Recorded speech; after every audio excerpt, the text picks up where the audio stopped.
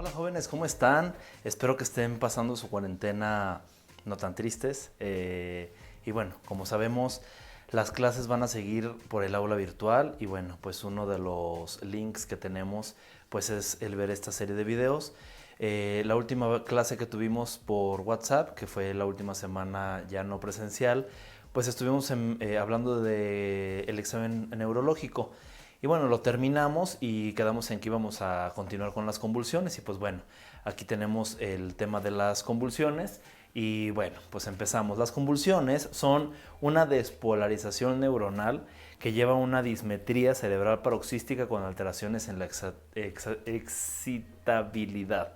¿Esto a qué nos referimos? Bueno, básicamente dismetría es este trastorno que no pueden tener una capacidad para saber dónde están las cosas, es a lo que se refiere la dismetría. Y bueno, paroxística es súbito, que es una tos paroxística. No es una tos que empieza como poco a poco, sino que es de repente, como cuando nos estamos ahogando así de un de repente, eso es paroxístico. Entonces una convulsión es paroxística. O sea, de estar de repente así nada, empieza la convulsión. Y bueno, la epilepsia también es como sinónimo de convulsiones. Se utiliza para pacientes que padecen la serie de convulsiones. Básicamente la epilepsia como tal es como la enfermedad y las convulsiones pues es un signo clínico. Para hablar de las convulsiones, pues bueno, hay muchas cosas que tenemos que tener en cuenta. La primera de ellas es que las convulsiones se pueden clasificar de acuerdo a su forma de presentación, que son parciales o generalizadas. Las más comunes son las parciales, perdón, son las generalizadas. Esas son las más comunes, las típicas convulsiones que nos mencionan los propietarios. Sin embargo, existen lo que son las parciales, que son las motoras parciales simples, las motoras parciales con generalización y las crisisocomotoras. También tenemos las generalizadas, que son las ausencias y las tónico-clónicas. Como les digo, las más comunes o las más convencionales llamadas la típica convulsión, pues son las tónico-clónicas. Vamos a ver cada una de ellas. Bueno, primero empezamos con las motoras parciales simples, que son las no generalizadas, tienen un foco desencadenante. Generalmente la forma de presentación es que giran la cabeza o el cuerpo de un solo miembro tipo tónico-clónicas. Esto es que nada más como que les brinca uno de los miembros. Las motoras parciales con generalización secundaria es que empiezan con un foco o serie de focos en una zona motora cortical y se va disminuyendo. Recordemos que la zona cortical pues, es la corteza del sistema nervioso central. Comienza como parcial simple y luego se va generalizando.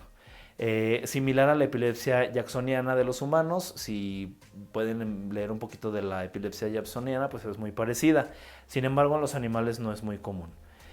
Las crisis psicomotoras o epilepsia del lóbulo temporal o de sistema límbico tienen comportamientos inadecuados, que es como un exceso de furia, aullar, cazan moscas, ceguera momentánea, micción y defecación.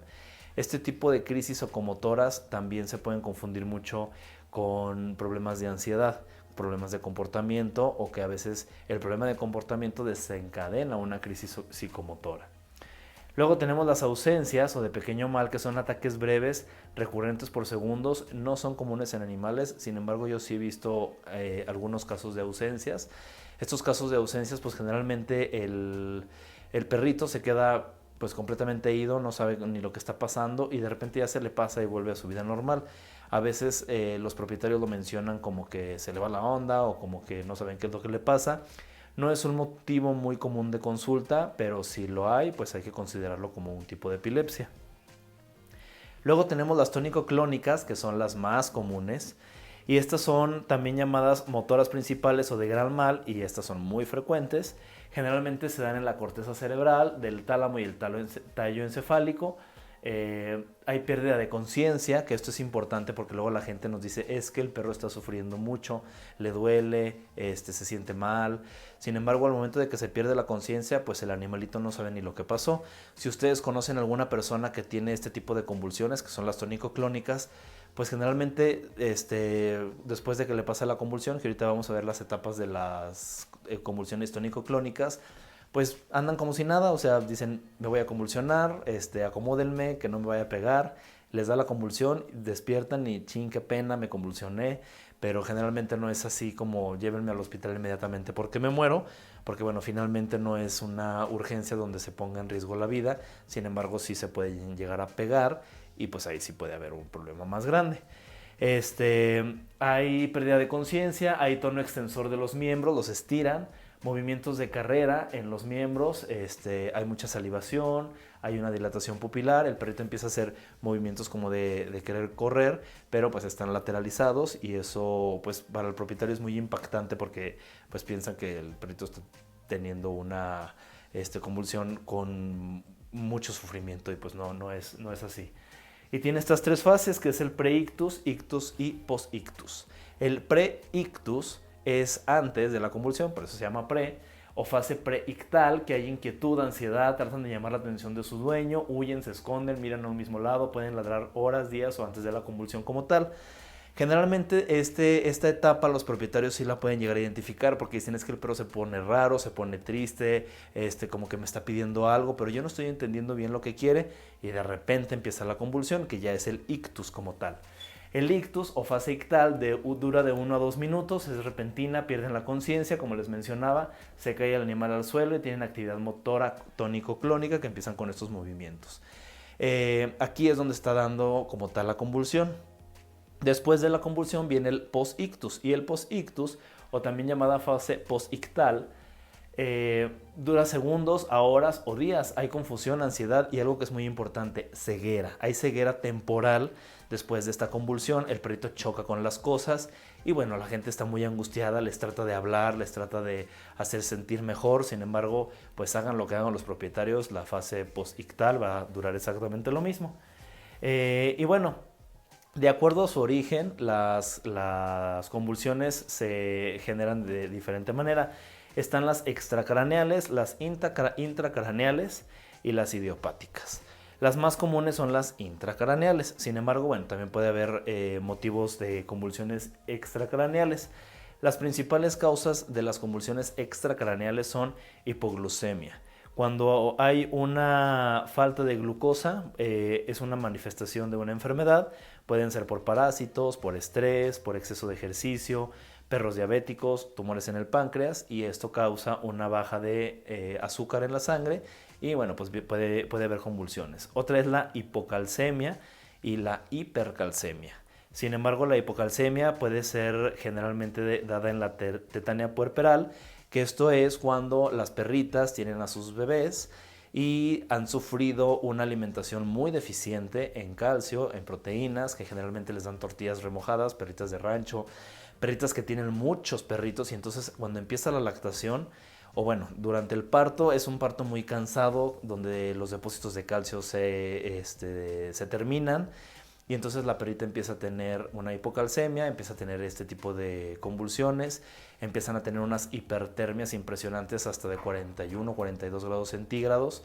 Y bueno, con la historia clínica es muy fácil, el tratamiento pues es nada más hospitalizarlos y empezar a aplicar gluconato de calcio en bolos dosis efecto hasta que se le pasa la convulsión y después de que tuvo el parto entonces ya dar un suplemento de calcio. Recordemos que si nosotros damos un suplemento de calcio antes del parto, pues podemos hacer un feedback negativo que después ya no van a producir calcio y vamos a tener problemas. Entonces, la recomendación es que durante la gestación, desde que sepamos que está gestante, empezar a recomendar dietas especiales para perritas gestantes o para para perritos cachorros que traen mayor proteína y calcio. También puede ser por insuficiencia renal crónica, que ya la vimos, hipoparatiroidismo, pancreatitis aguda, hipervitaminosis D, que son menos probables. Y bueno, la hipoxia, que también puede ser por anemia, una disminución en los glóbulos rojos, enfermedades cardiovasculares, anestesia, racios brachiocefálicas, que también pueden llegar a provocar convulsiones. Más causas extracraneales, bueno, pues la hiperpotasemia, que es en la enfermedad de Addison, que es la enfermedad de hipoadrenocorticismo, enfermedades hepáticas, insuficiencias hepáticas, encefalopatía hepática, comunicaciones portosistémicas, daño hepático, deficiencia enzimática. Todas estas enfermedades que las veremos probablemente más adelante en el aula virtual, pueden provocar convulsiones. Y bueno, finalmente enfermedad renal, que pueden ser por uremias prolongadas, que ya vimos lo que era el síndrome urémico, encefalitis, desbalances electrolíticos y la acidosis agravan la encefalopatía y a veces es el único signo que nos presenta el paciente renal. Después tenemos las intracraneales, que como les digo es un poquito más común, que bueno, pueden ser enfermedades hereditarias. Esto obviamente se va a presentar mucho en cachorros, que es por ejemplo la hidrocefalia, que es una malformación congénita en perros miniatura por fármacos teratogénicos, y el tratamiento pues es quirúrgico, se tiene que hacer unos drenajes. También se habla de que la hidrocefalia se puede tratar con omeprazol, también ayuda el omeprazol, que digo no tiene nada que ver con el sistema nervioso, pero sirve para aumentar el dren del cerebro. Luego tenemos la lisencefalia. La lisencefalia es que está liso el cerebro, los surcos no existen en la masa encefálica y generalmente se da en razas como la Shaapso, Beagle, Setter irlandés, y pues ahí no hay tratamiento y generalmente pues se mueren. Luego trastornos lisosómicos de almacenamiento, que es hereditario. Hay deficiencias de enzimas que degradan los lípidos, proteínas y carbohidratos. No se acumulan en los lisosomas y se interrumpe una función celular y se necesita biopsia para poderlo diagnosticar. Estos trastornos lisosómicos de almacenamiento pues también son poco comunes.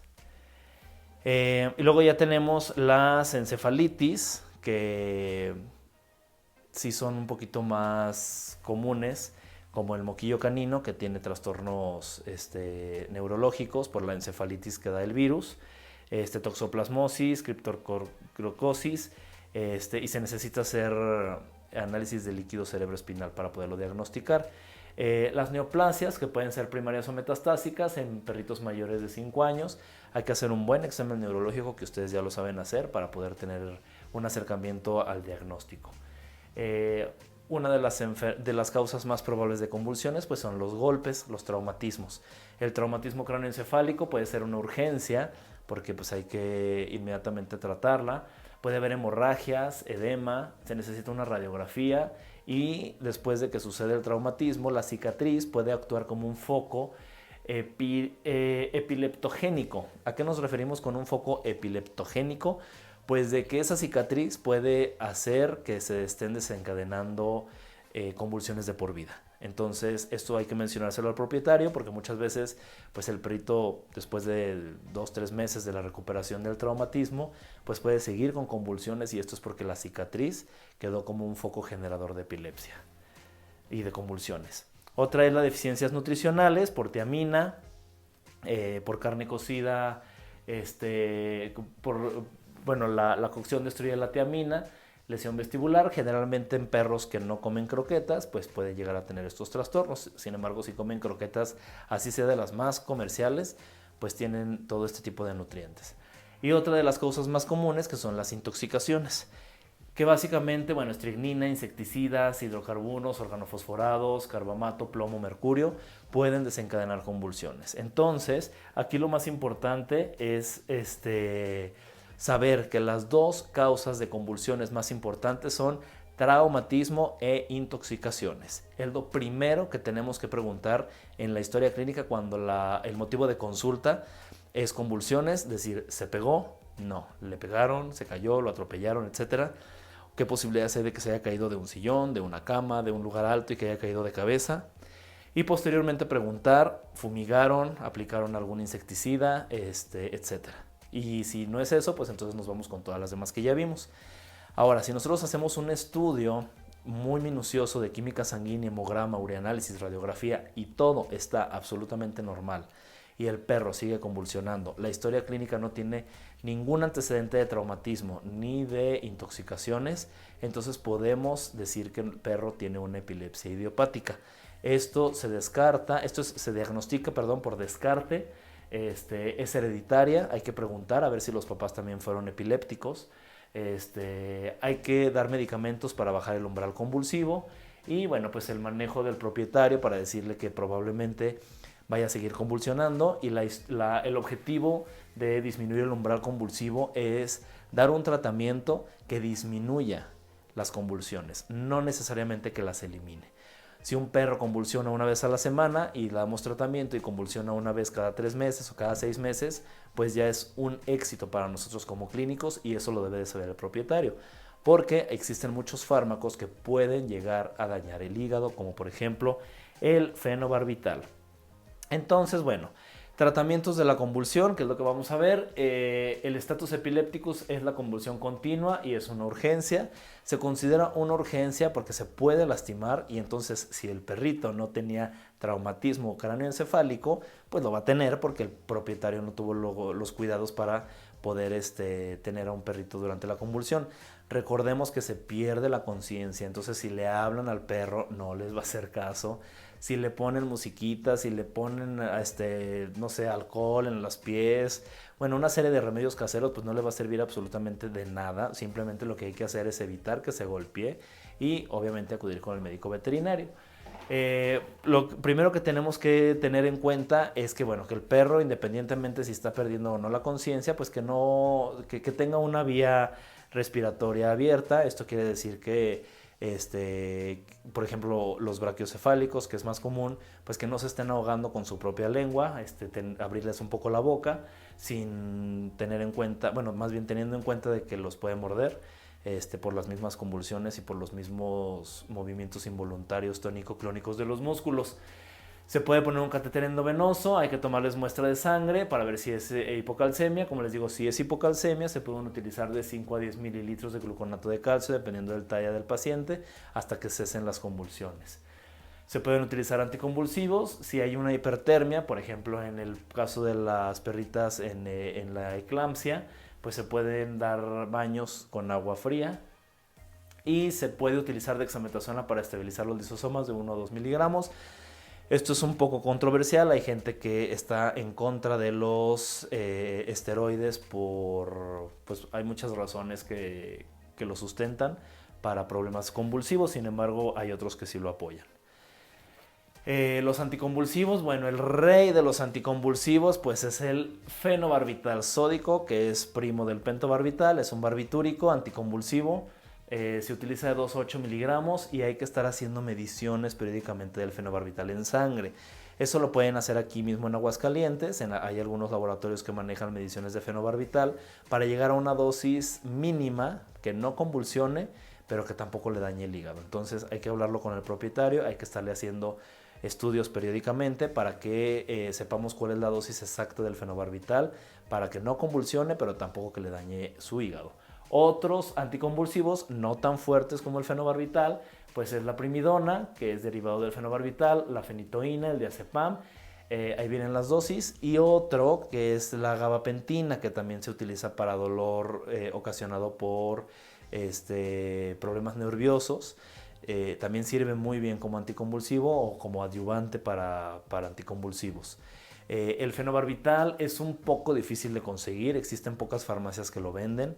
Generalmente se recomienda que los médicos vayan con su recetario, con las muchachas estas de mostrador, para que nos digan exactamente qué es lo que quiere que diga la receta para que nos puedan vender el fenobarbital y entonces dárselo al propietario o nosotros manejarlo y después en boticas, que son estos lugares que pueden llegar a fraccionar los miligramos en diferentes cápsulas, pues tener diferentes presentaciones para nosotros y así poder dar una dosificación exacta a nuestro paciente.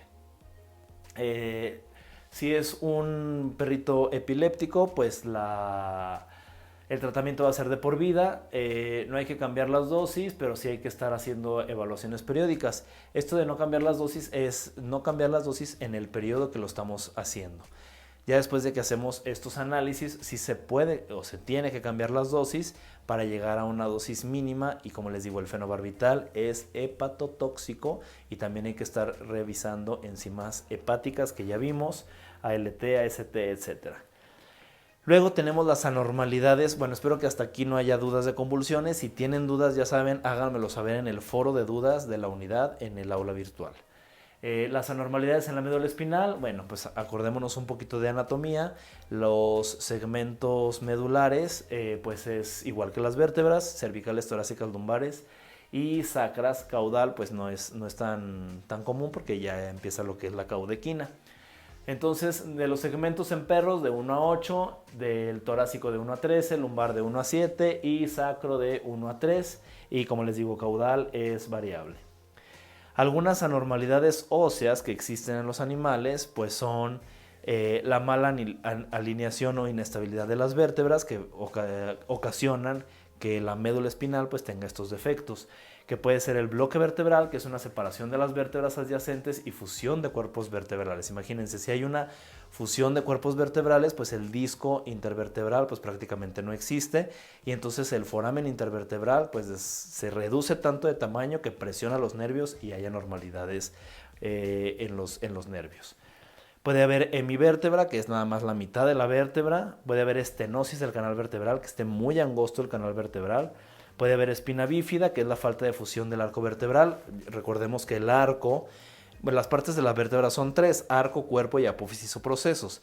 El arco es el hueco donde va la médula espinal y la parte sólida de la vértebra son los cuerpos vertebrales. Entre un cuerpo vertebral y otro cuerpo vertebral están los discos intervertebrales, que está formado por el núcleo pulposo y el anillo fibroso. Si se acuerdan, si no se acuerdan, denle una revisadita por ahí a la anatomía del sistema nervioso.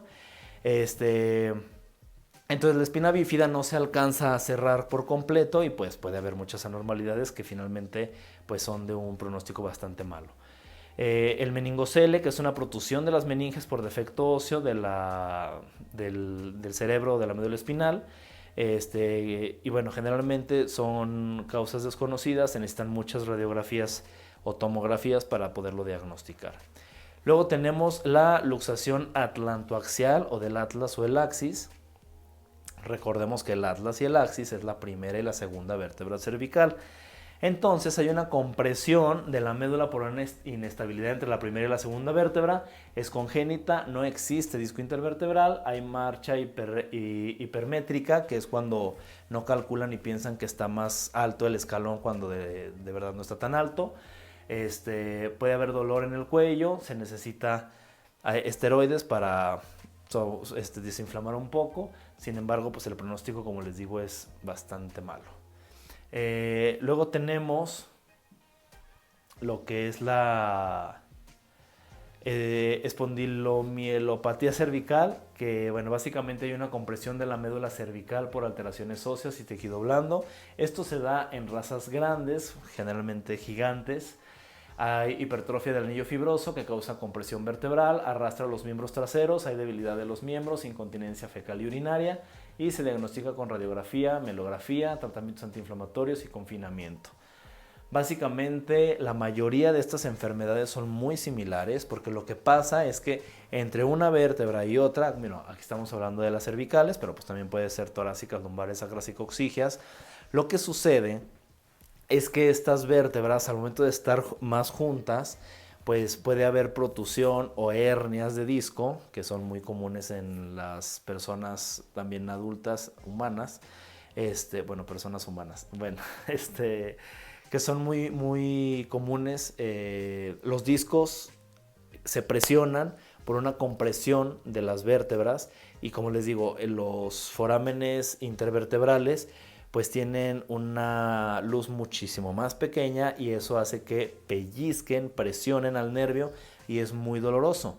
Puede llegar a haber hasta una ruptura del nervio y entonces ya no mueven el tren posterior o ya no mueven la colita, dependiendo de dónde esté el daño a la altura de las vértebras. Obviamente, entre más craneal esté la lesión, es mucho peor, porque recordemos que la columna va conectada del cerebro hacia caudal.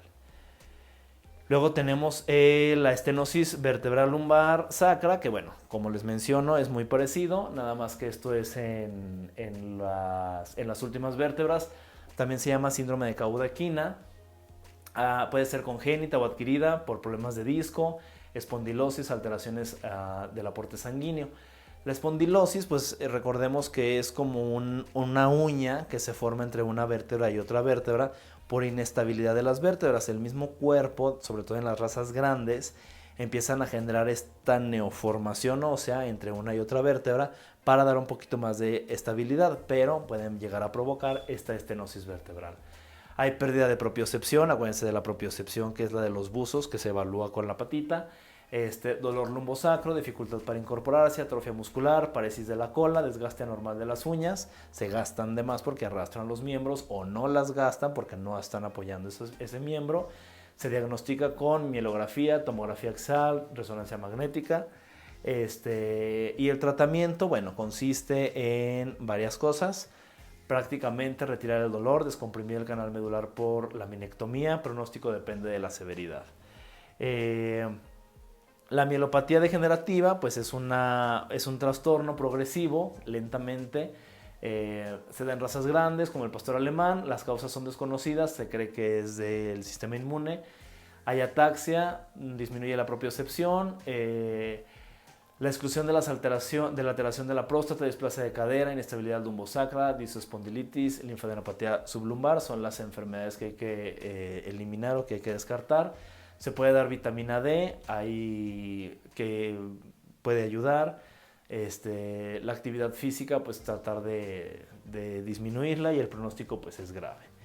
Luego tenemos la hipervitaminosis A, que se da en gatos por condiciones esqueléticas patológicas. Hay también compresión medular. Y bueno, hay dolor y rigidez cervical. Se necesita estar evaluando porque hay mucha hiperalgesia y los gatos son muy especiales para esto. El diagnóstico, pues la historia clínica, generalmente perros que comen mucho hígado, ya que hay mucha vitamina A. Se diagnostica con radiografía y hay que retirar los alimentos con hígado y dar algunos antiinflamatorios. La espondilosis deformante, que es la que les digo de las uñas que se forman entre las vértebras, es formación de osteofitos en márgenes auriculares vertebrales, y hay puentes óseos en la parte ventral de los cuerpos vertebrales. Se necesita radiografía toracolumbar y lumbosacra. Hay dolor, ataxia, paresis y claudicación. Se alivia el dolor y la inflamación. Ahorita vamos a ver los fármacos. Traumatismos, bueno, muy común que avienten al perro el coche o le dan una patada muy fuerte, y pues esto sí es clásico de la historia clínica. Se evalúa a cada paciente de forma individual con su examen neurológico con mucha paciencia. Se le puede dar solumedrol, que es succinato sódico de metilprednisolona, a dosis de 30 miligramos por kilo, bueno, de 15 a 30, repetida a los 60 minutos, y luego de endovenosa por 9 días. Esto lo dice solamente un autor. Si ustedes buscan un poquito más de bibliografía, hay gente que dice que los esteroides no son necesarios. Otros dicen que prednisona oral a 2 miligramos en periodos prolongados, y si no le duele en más de 24 horas, el pronóstico es grave. Recordemos que hay fibras sensitivas, fibras motoras. Entonces, si las fibras sensitivas y motoras están completamente destruidas y por más que damos medicación no mejoran, pues el pronóstico es muy, muy grave, y entonces pues hay que hacerle su cochecito y va a andar con su cochecito. No hay mucho que hacer en esos casos. Luego tenemos las neoplasias, que se puede dar en razas grandes y gigantes con signos de compresión medular. Es crónico, obviamente pues es en pacientes ya más viejitos. Puede ser intra o extramedulares, depende del lugar, poco frecuentes, hay que hacer biopsia, quimioterapia y cirugía si es posible. Esto sí es un poquito más complicado de hacer, sobre todo aquí en Aguascalientes. Sin embargo, pues se puede remitir, aunque el pronóstico, pues como se da en perritos ya viejos, pues no es muy alentador. Luego tenemos las discopatías en el perro y el gato, que bueno, la enfermedad de los discos intervertebrales. Aquí estamos viendo una vértebra, lo pueden ver mejor en su imagen, a ver si se ve un poquito más oscura, en sus imágenes que tienen que se los mandé por el aula virtual. Aquí tenemos lo que es la médula espinal, aquí tenemos el arco, aquí tenemos el cuerpo, y entre un cuerpo y otro cuerpo dijimos que había un anillo intervertebral con su anillo fibroso y su núcleo pulposo, un disco, perdón, y sus apófisis. Entonces, en el momento de que tenemos una discopatía, bueno, pues puede haber por las articulaciones diartrósicas sinoviales, las regiones de los discos, que como sabemos pues tenemos la capa del anillo fibroso, que equilibra la tensión, absorbe traumas, facilita el intercambio de líquidos, Y el núcleo pulposo, que es más grueso y circular, que da una estabilidad local a la vértebra, permite el movimiento y absorbe traumatismos. Acuérdense del chicle, que les decía que parecía un chicle bubaló. Espero que YouTube no me quite el video por decir una marca, pero bueno, es el ejemplo que les daba en clase. Y entonces, pues cuando hay este tipo de problemas, pues puede haber las discopatías. Entonces, las discopatías, más en perros que en gatos, pierden su elasticidad y propiedad de absorber los golpes.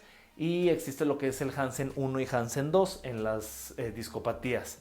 En las Hansen 1, que son las razas condrodistroides, que son los perritos que están como chuecos anatómicamente, se dan en cachorros entre los 8 meses y 2 años. Se osifica entre el anillo fibroso y el núcleo pulposo. Entonces se comprime y se traumatiza muy fácil. Entonces el Hansen 1, recordemos, es para razas condrodistróficas y el anillo fibroso y el núcleo pulposo se osifican. Ajá. Y el Hansen 2 se da en razas no condrodistróficas, que son todas las demás. Hay fibrosis en geriatras, se da más en geriatras. En Hansen 1 es en cachorros, bueno, hasta los 2 años. Hansen 2 es en adultos. Y aquí lo que pasa es que el disco disminuye de contenido de colágeno y se da entre los 8 y 10 años y se protruyen los discos al romperse el anillo fibroso. Aquí hay un prolapso del núcleo pulposo y bueno, hay dolor, no caminan bien, se necesita una radiografía para poderlo diagnosticar y en casos severos, ANES. Luego tenemos la discopatía infecciosa, que también se da en los discos. Hay una infección de los discos de vértebras, discoespondilosis o discoespondilitis. Generalmente es el Mycobacterium avium y el Staphylococcus. Generalmente se da en la zona toracolumbar. Hay infecciones urinarias, endocarditis y orquitis. Fíjense que una de las principales causas de la meningitis y la discopatía infecciosa se da por sarro, por enfermedad parodontal. Entonces a veces no sabemos ni por qué se pudo haber dado, pero las bacterias pueden migrar de la cavidad oral hacia las meninges del sistema nervioso central y de ahí pasar a los discos. Sí está como medio rara la patogenia, pero así es como se da, o también se da en endocarditis por la enfermedad parodontal. Por eso hay que hacer limpiezas dentales muy bien hechas, con anestesia general, para poder hacer exodoncia si es que el diente tiene movilidad, como lo vimos en clase. Hay paresia, fiebre, hay que hacer mielografías, radiografías, obviamente hay que dar inmovilización con antibióticos, muchos antibióticos por mucho tiempo y tratar de hacer una descompresión quirúrgica, que es complicado. Y bueno, hasta aquí llegamos. Ahí ya me vi más clarito, ahí estoy otra vez. Hasta aquí se termina esta presentación de neurología. Nos falta la última unidad, que la vamos a ver más adelante. Lo único que ahorita les quiero mencionar, espero que me siga oyendo bien, porque me voy a quitar mi super micro. Es el tratamiento. El tratamiento para enfermedad de disco se los puedo poner en un archivo del aula virtual para que lo tengan un poquito más completo ahí. Y bueno, recuerden ver este video varias veces si es que les quedó alguna duda. Les recomiendo también que vean esta presentación por medio de... que vean este video de YouTube viendo las presentaciones que ya les mandé desde el primer día de clases, todas las presentaciones. Y nada más nos falta la última unidad para terminar lo que es la parte teórica. Todo lo que pensábamos hacer de la parte práctica pues va a estar un poco complicado, pero vamos a ver la forma de que hagamos lo más que se pueda. Y todas las instrucciones van a estar en el aula virtual. Es muy importante que estén al pendiente del aula virtual para que sigan todas las instrucciones.